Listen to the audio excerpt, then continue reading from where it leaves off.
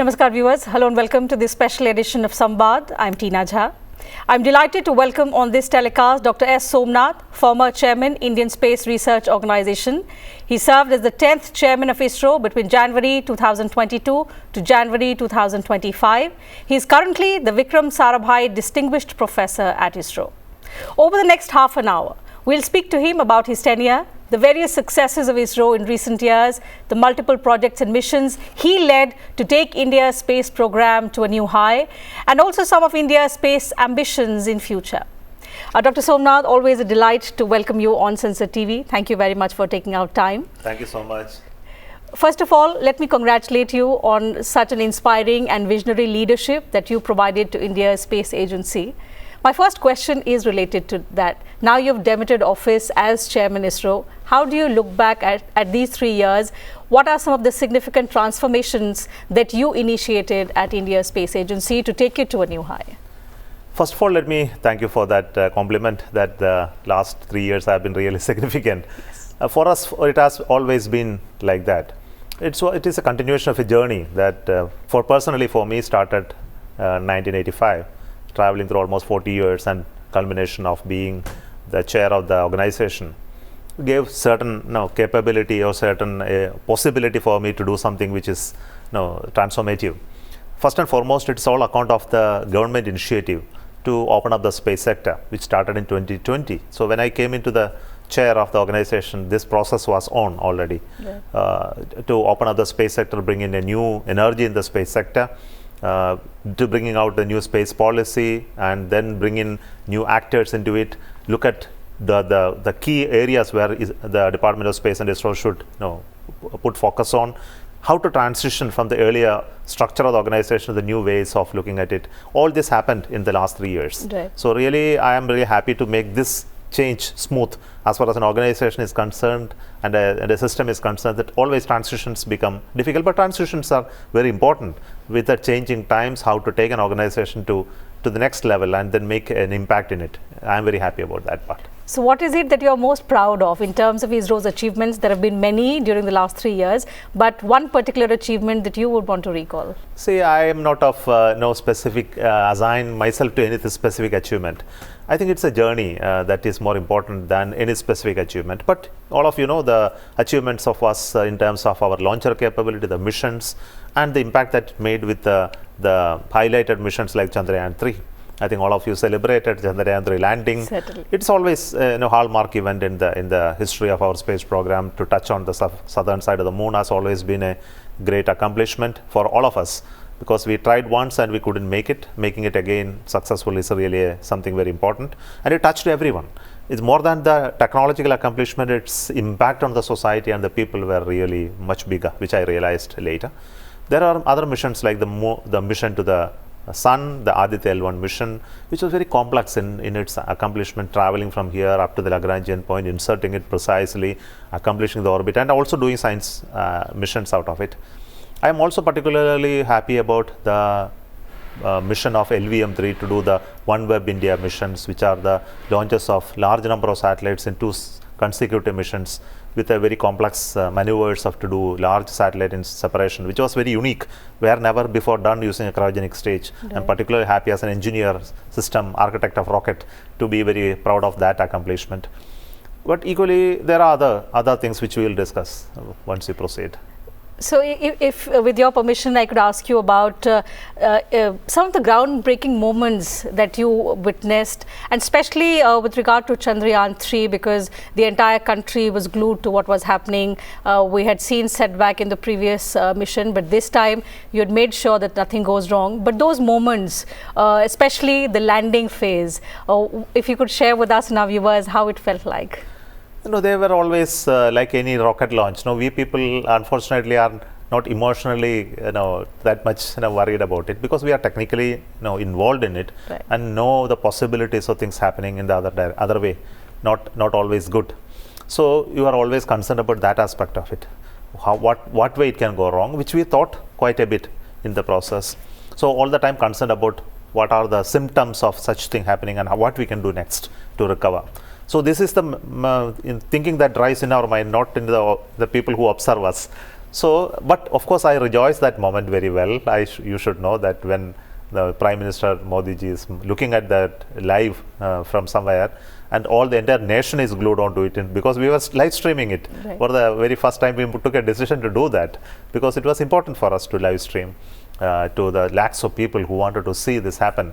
And I can tell you that I was more or less certain that this time we are going to do it. It was not on that moment I said that it's well ahead of it that I had the opportunity to go out and tell the scientific community that this time we are going to land it softly, because we have done what is possible and humanly possible at that point in time with our knowledge and skill. And looking at the last mission and the learning that came out of it, the deficiency that we identified, I think whatever we had done really paid very well. And I can tell you, I rejoiced it and also felt very proud of our team's accomplishment. I remember we had a conversation, and I remember how confident you were ahead of that launch also. We are glad that happened, because it propelled India to an elite league of countries, making us the first to land on the south pole of the moon.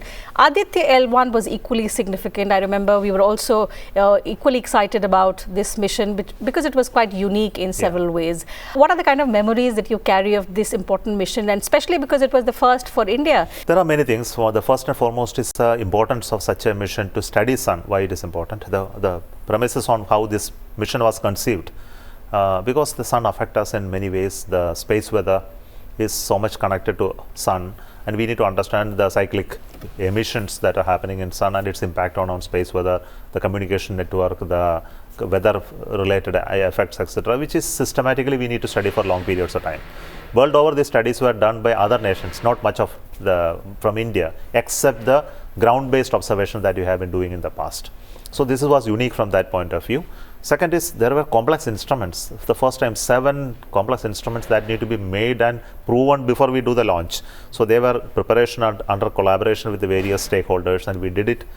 And the most important part is the mission, because we had only a PSLV to launch it. And using PSLV, when you launch and reach up to Lagrangian point, which is 3 times the distance of from here to the moon, you can imagine how do you reach there with very minimal fuel, with a minimal mass consumption. This was a challenge. So the whole Aditya L1 is the mission management, to do it at such a long distance travel with least fuel. For that, we identified a very unique and optimal path to go from Earth to reach up to Lagrangian point. This is scientifically one of the first time that any country has done like this. And not only that, once you reach there, this point is nobody is waiting at Lagrangian point. There is no sun, moon or anything there. It's a point in space, or a space in space, which is huge space, and you need to go around that place, which is 6 lakh kilometers in diameter. That type of size of space, we need to precisely inject at that point, and if you go wrong, it is lost forever. So you can understand how do you measure it so correctly, how do you position it correctly, and all the confidence that we had came out in planning, the mathematics behind it, the computer program behind it. And I'm really happy that we did it very well. You know, while reading about the Aditya L1, I also came across something personal that you were battling at the same time.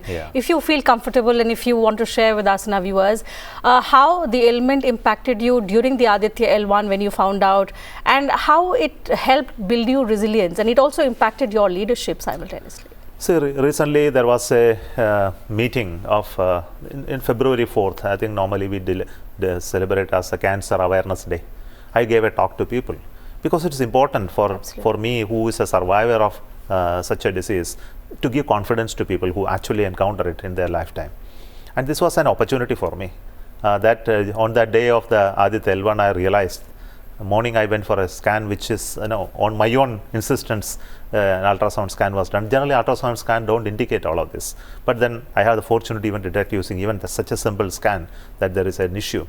So, but though I realized in the morning that I went through the launch that afternoon, and after that launch was over, then successfully injecting in the orbit, I went to Chennai to do further investigation to confirm it in that evening. So, but then I was not perturbed by it, because I was lucky that in cancer cases it's very important to detect early. Yes. Okay, so it's very important for people to understand about symptoms and then make them aware that do not ignore it. Go through a process of identification for many types of cancer. For example, women, this breast cancer is one which actually gets ignored and never detected and go identified much later in the life. So there are many such cancers which can be easily cured because of the advancement of science and treatment protocols today.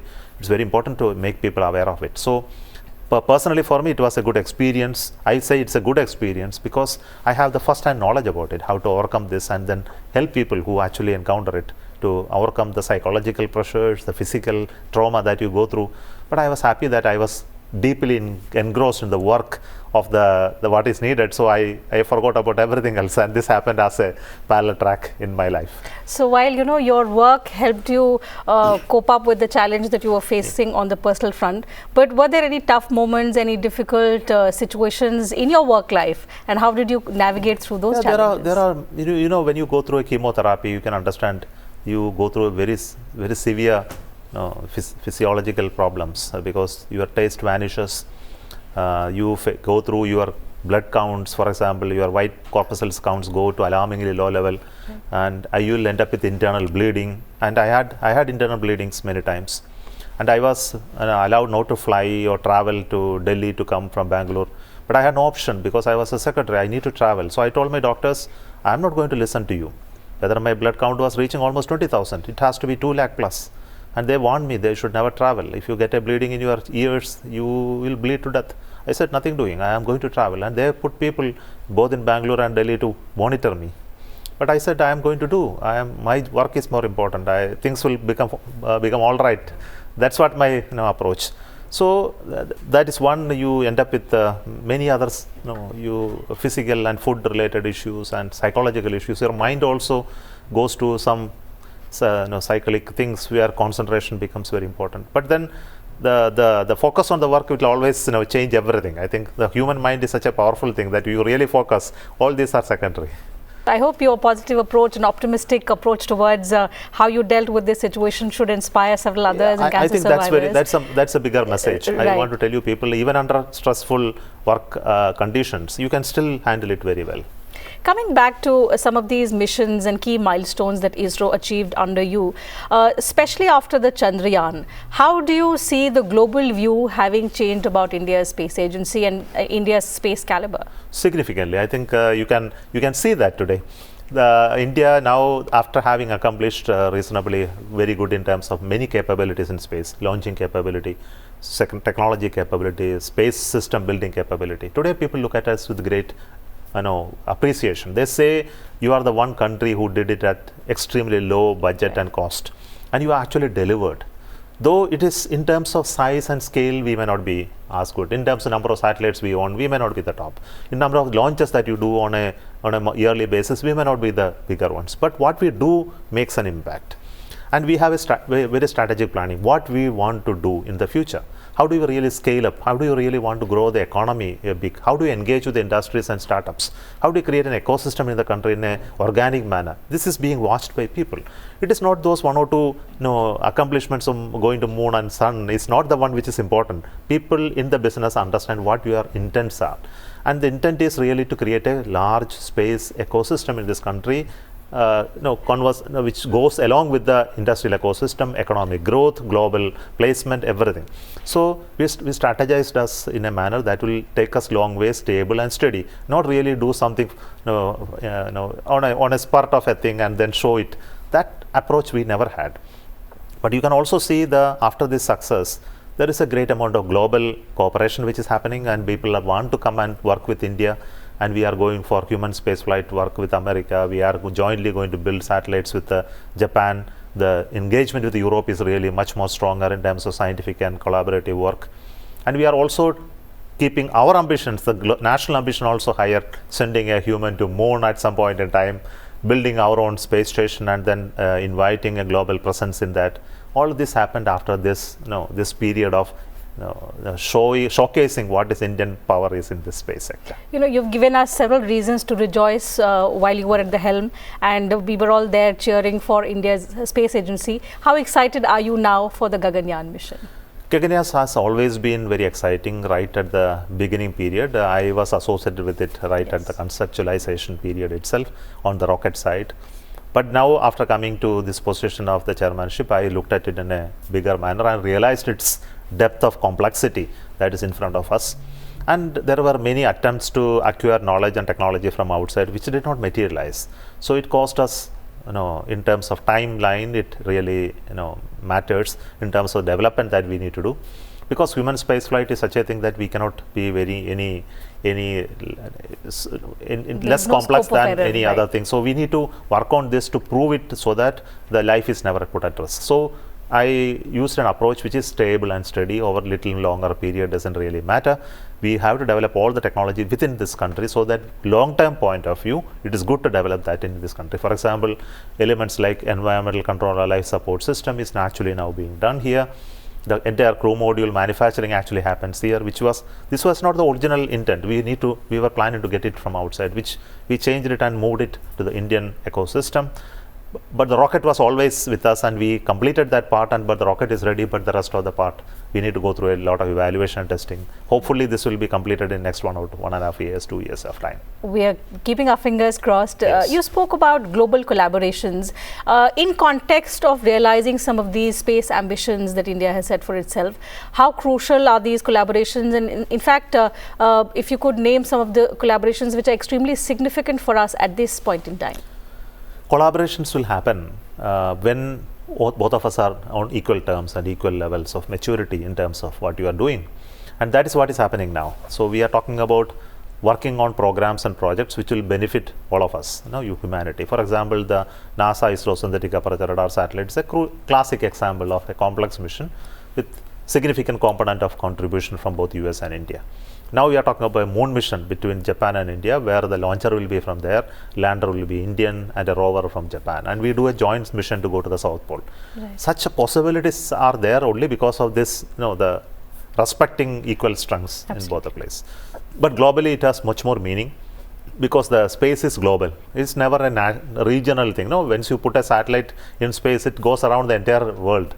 The constellations of communication is global, like the Starlink and the OneWeb. And you need to operate in a global level. The GPS is global. You understand the global significance of space. The exploration of moon is a global activity, and we need to find place to work together. Going to study sun, we cannot do in isolation. We need to take inputs from others to do that. So we understand in scientific exploration, strategic placement, communication, navigation timing, disaster warning and management of the global scale, environmental changes and the global issues that are facing all of us. We have planned to make a satellite called G20 satellite to bring the community. Space is global. So as a leading nation in space, we would like to be part of all the global movements that are taking place. We are part of the Artemis Accord to make sure that when you go to moon, and all the participants have certain principles and approaches. We are part of the UN COPUS, where we look at long-term sustainability of space assets and the debris and other issues that are happening in space. So we are very much there, part of it. And we look at the space as a safe place to work with it in terms of the debris space management and joint work on debris management. We are very much there in all the fora that deals with it. And we are part of the telecommunication, ITU and many others. So in all global fora, we want leadership and we want our presence and make a vocal thing equally well as much as the technology side is. You're right, and the most striking thing about India's leadership is that while we want to be where all of these elite countries are, we also believe in development partnership, and our space program has also been doing a lot of things on cooperating with other countries, providing them things that perhaps they cannot afford at this stage in time. Tell us about some of the initiatives that ISRO undertook under you to extend this development cooperation in the area of space with some of these countries that we are partners with. Something that really happened in the last few years is the space has now become more democratized. See, earlier it was with only the very big powers, the Americas, the Russia, and then later the India, China and Europe came in. But now you can see almost 100 countries are active in space sector. Okay. They are actually making use of the space in a very big manner. They are having some satellites, they have some ground stations, they are looking at our space data, they put on their own communication satellites, and they are very vocal in all the global fora. Right. So more nations have come. The cost of access to space has come down. That's one of the reasons for it. Number of small satellites launched by people are increasing in numbers. In thousands they are being launched. So it is becoming global. So, but there is still a spacefaring nation and still there is a space aspiring nation, now set of aspiring nation. So we want aspiring nation to become spacefaring, and many people who are simply users it also to become aspiring nation. So we need to expand this space sector, not limited to few nations. The primary reason is that we need larger markets for it. The whole space activity is not just a power play, but it is more of economic activity. You need to have a business case for it. We must have return of investment on which what we are doing it.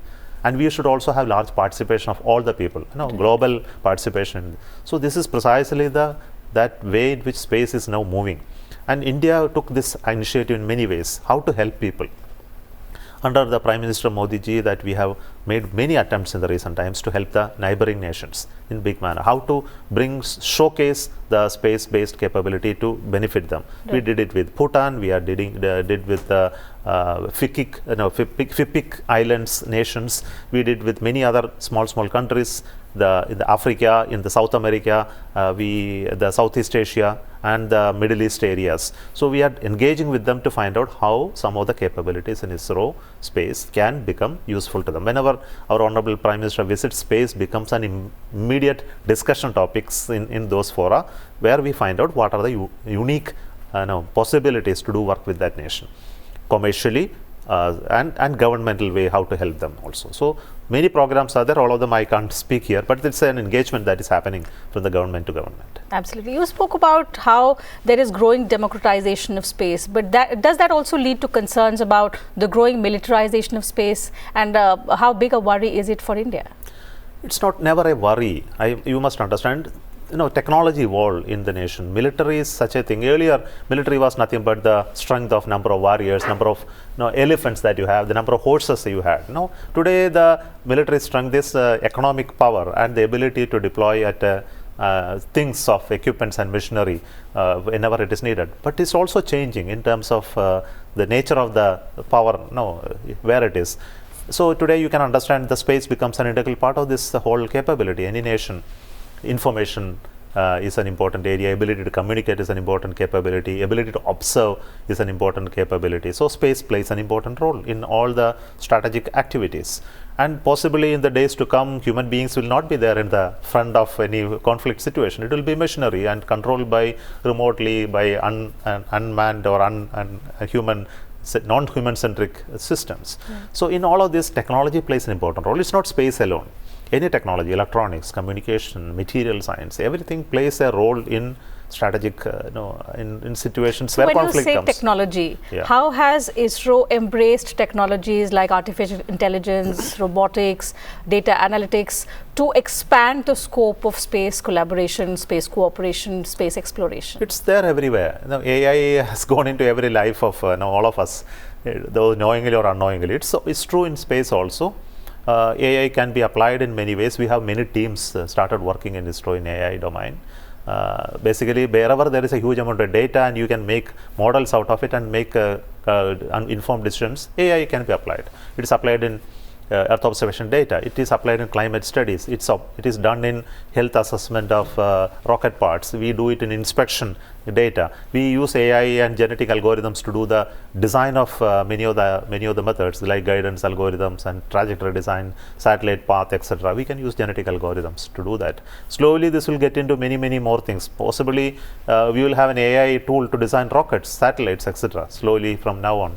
And many more things. I think I can't talk about the list of things. We use natural language processing for our robots. Recently, when Honorable Modi ji visited us for Gaganyaan program, he was talking to a robot, Vyomitra, and the robot is programmed using AI tools to ask language questions and then do some functionalities. Right. So when we speak about expanding the scope of space exploration, one significant aspect is how we open up the sector for the private players. Tell us about some of the initiatives that you undertook to ensure that some of the private players in India, particularly the startups, play a key role in strengthening India's space ecosystem. So this is a declared policy of the government itself, that the Space Policy 2023 mandates that we have to encourage non-governmental actors, private actors to come into space in all sectors, building rockets, building satellites, applications, deployment, everything. And whatever knowledge that we created in this country through the governmental funding, especially in ISRO, must be made available to these players if they are in need of it at affordable cost. This is a mandate given by the government. So the question was, how do we make it happen now? So that transitioning is what we did. All the startups and companies who came up, almost 250 of them today, have access to ISRO's facilities today in terms of the testing that they want to do or knowledge that they want to get from ISRO. It can be obtained to them. Second point is we also brought in new policy called foreign direct investment policy in space sector. Up to 100% is allowed now for companies to source, provided there are some restrictions here and there which needs to go through government. Otherwise, it is up to 100% in all sectors of this. Similarly, we brought in a geospatial policy where space data is actually free up to certain resolution, and at higher, very better resolution, it is at a nominal cost. So many such things have been done, and we also created seed funding schemes as well as helping startups, etc., in terms of venture capital fund access. So these initiatives are primarily to help the startups to come. But space sector is also a complex sector. It has a long gestation periods which are there. The markets we need to find out, and the return of investment comes at a later point in time, and there is need of a lot of research and development to happen here. So it's a cautious thing, but the rate of growth really is very phenomenal that is happening in India compared to many other places in space. And some of the other spacefaring nations who came and started working with the startups here really amazed by the innovative spirit of some of them in terms of new ideas. For example, a company which recently launched the hyperspectral satellite constellation for the first time from in India. Another company who is doing a space-based observation to look at debris from space-based cameras, and that company is also has got some significant global recognition. We are also seeing two of the companies who are building rockets, one based on liquid engines, another based on solid rockets, getting ready for launch this year. These are showing that the system is slowly scaling up to take up higher responsibilities. In this, ISRO's role is hand-holding. That it is not a competitive thing. ISRO is moving away from the earlier operational regime to R&D and technology development regime, where the operational activities will move to the PSUs and private, and the technology development will be the focus in the coming days. And this technology is in many areas. We identified when I was there almost 1,200 odd technologies with significant funding enhancement in the last few years. So with the kind of support that we are now providing to the private sector, the startups, can India have its own Elon Musk? See, that's an event that happened in US. We can't replicate exactly what happened there, and I don't want copycats of anything to happen in India. India has to emerge with its own model that will sustain. Okay, the model in US may be the model that is suited to US. So I don't use such terminologies that you will have something of that nature. We will have an Indian icon which is very unique. It's already happening. For example, there are some companies who are doing extremely well in imaging and services in banking sectors. Some of them are doing very well in some of the niche technologies, optics and such areas. Possibly let them grow to a higher level, and we will find a different path to reach Moon and Mars than someone else has done. So I'm not worried about what others are doing, but what is possibilities that are here is what is exciting me. Okay, coming back to your role, you after 3 very eventful years at ISRO under your leadership, you're still with ISRO but in a very different role. But if I talk about India's Vision 2047 in the space sector, if you could give us an overview, and how do you wish to keep contributing to India's space ambitions towards achieving the Vision 2047? There are many things required. One is we have already laid down a long-term vision, 2047 Vision Amritkal for space, which includes many things: scaling up the Gaganyaan program to continue the program, build the space station, the Bharatiya Antariksha Station, continue our journey to Moon and Mars and Venus and others, which is more exploration, which has many elements of it. One is technology development, inspiration, and making it at a low cost. Then targeting human landing on Moon by 2040. I think all these are part of it. But while all of these are being done, we also look at creating an ecosystem. We want to create big industries, space industries, who are ability to build and launch rockets and satellites from India, not ISRO alone. So this is one of the goals which I see we must empower to happen. We should also integrate the startups which are coming into the mainstream, because whatever they do must also become commercially viable, produce and then operate, so that they become economically sustainable over a long period of time. We want to see a great operators coming in India in space sector, communication operators, remote sensing operators, launch operators. So these iconic companies should come up in India. This is a goal that we have. So while we work on the space vision, what the Prime Minister has laid out for 2047, with respect to what ISRO and Department of Space will do, we have another stream of activity we must foresee. what the private will do, okay, and how they will merge together at some point in time. And this is something which is very important, and the difference between these two should vanish over a period of time. And it must scale up the economy of our space activity. We have hardly 2% of our contribution in the global space economy. For a nation which is fifth in this national global space economy, we can't remain at 2% of the global space economy. We must have a decent percentage, which is now put at 10%. No, these are ballpark figures that we are putting. But to reach that, there is a huge journey which is required. You're we right. need to work on it. With the kind of roadmap that your predecessors perhaps laid down, you've accelerated the efforts, and now your successor will speed it up to realize the goal of 2047. Yeah. We'll all be watching out for. But to wrap it up, sir, one piece of advice or encouragement, especially for the youth of this country who are passionate about space and science and who will play the driver's role in realizing the 2047 vision. No, that's where I'm very encouraged to see that happening now. Because many youngsters who are approaching me, talking to me, all want to work in space and science and technology, which is a big thing that happened in the recent times. People who are looking at careers and opportunities in non-scientific and domain are moving to research and technology. I am very happy about it. I always say to the people that if a nation wants to scale up its economy to top level, it will not happen without the backing of science and technology and research and development. And this is something which is not happening to the sufficient scale at this moment in this country. Though there are pockets of excellence, what is needed today, the industrial ecosystem in this country should connect to the research ecosystem. And the feedback and forward between these two is the one which drives the economy. And if you don't realize it, and if you don't fund it, if you don't work on it over a period of time, the going from fifth to first position will never happen. Because unless innovation drive the economic activity and product development and then services, the growth will not happen. And this is the nature of big economies. If you really watch them, what drives them internally is a rich research and innovation ecosystem which is existing, which is happening in academic institutions, not only in industry. So academic institutions fuel the innovation spirit into the industry. Industry fund the academic institutions, do the front-end research, and this goes back and forth, which is not happening in India. All the industries are averse to putting money in R&D. I want young people to come to R&D ecosystem, and industries to take these bright people to do R&D, not some product sales and marketing alone. No, the trading will have a limit. No, it will grow to some extent of wealth creation, but the fundamental wealth creation is in knowledge creation and new technology creation, and there we need brighter people to come. Space is an example that has shown that it is possible for Indians to do. It is required in many other domains in this country. It is needed in electronics, material science, front-end research, AI, quantum technologies, electronics revolution, agriculture, medicine synthesis, bio activities, genomics. I think huge areas are there in front of us. So we want brighter people to come.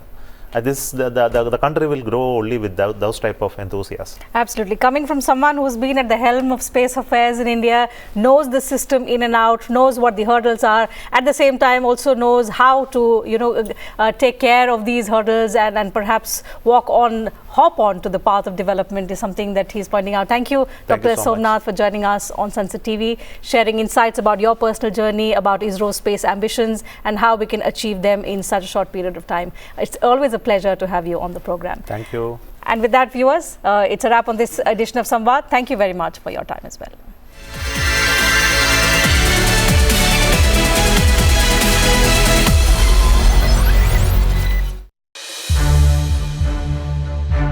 To watch more programs of Sansad TV, subscribe to our YouTube channel and don't forget to like and share them.